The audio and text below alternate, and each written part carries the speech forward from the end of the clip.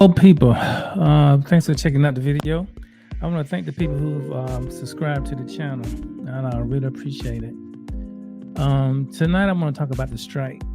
I knew the strike was coming for a few days because I listened to this guy on YouTube who go by Big Ward. He's a trucker, and he pretty much keep everybody informed on what's going on down at the port. So just like with a lot of people, I had decided I'm going to go down, try to get a little shopping in. Mainly, I just wanted water. I went down to Sam's when I got out of work yesterday.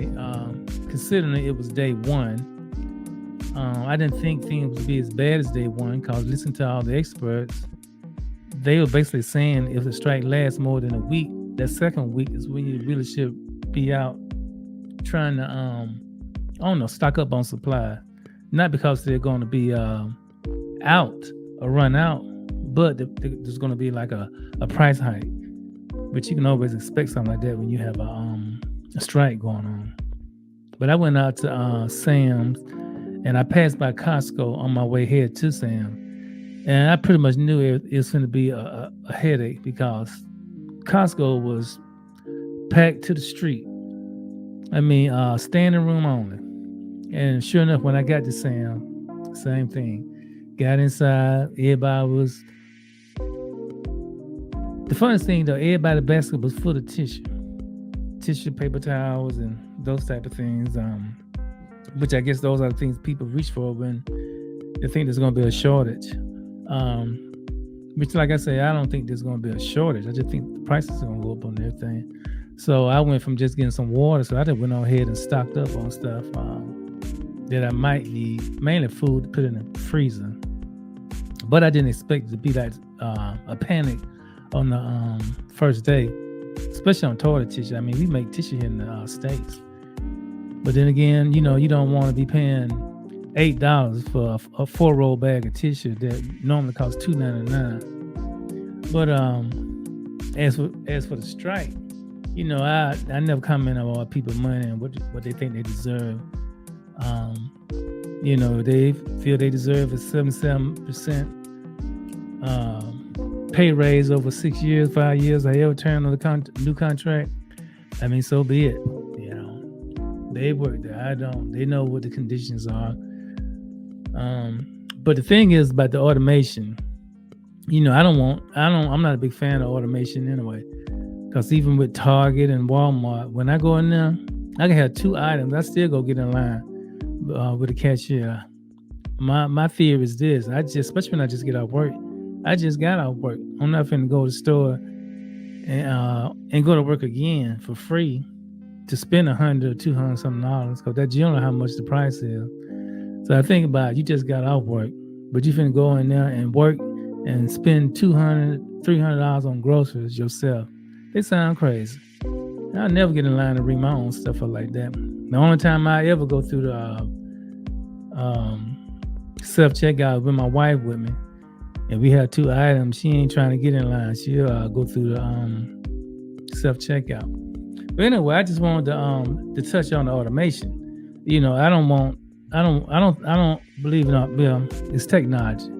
Like I said in my other videos, as human beings, we're gonna always invent ourselves into a crisis. Basically, what do you think gonna happen when you make robots and machines to do the work that humans do? You're gonna get rid of jobs. I mean, that's just common sense. That's just logic. And I can understand why they're going on strikes because the more of those automatic machines they bring in, the fewer jobs of human labor are going to be needed. And pretty much, you can blame this on China. China is running ports with hardly any humans running. All machines, all automation. I got a video I want y'all to check out.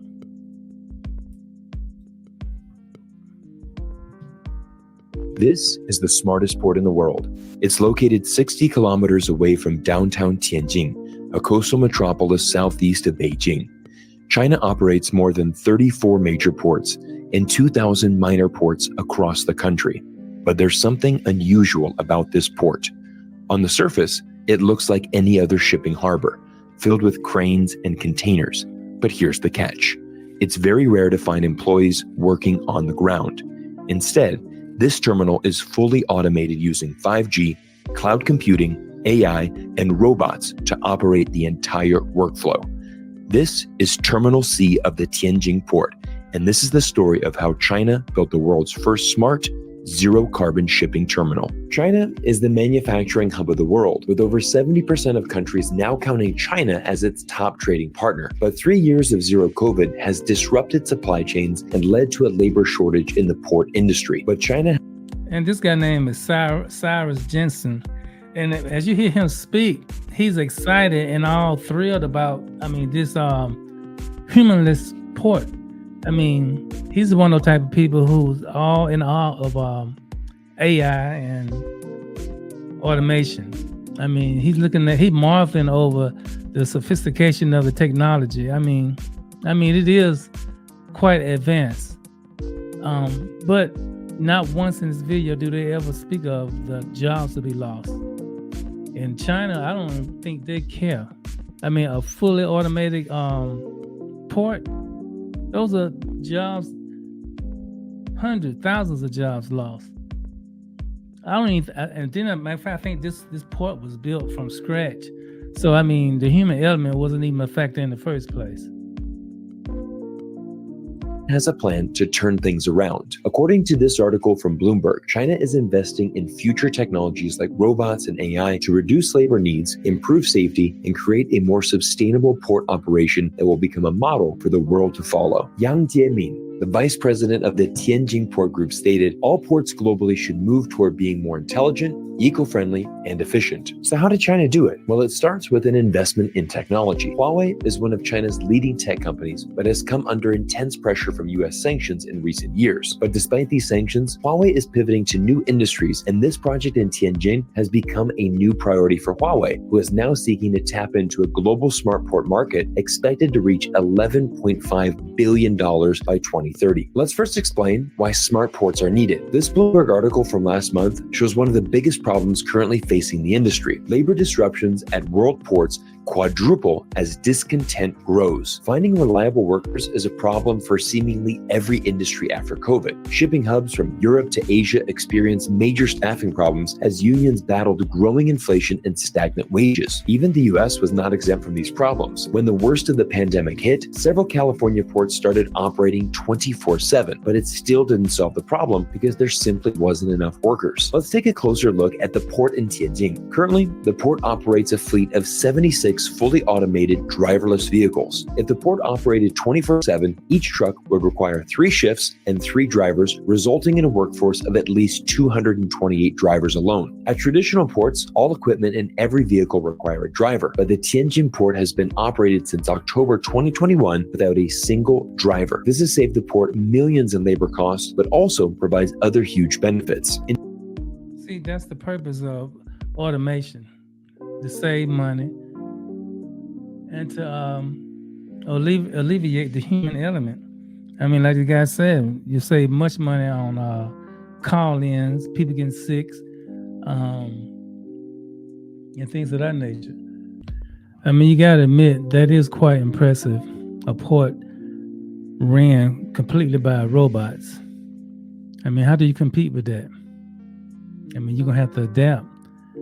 And the U.S. port's gonna have to figure out a way to keep their workers and at the same time keep up with the pace of China.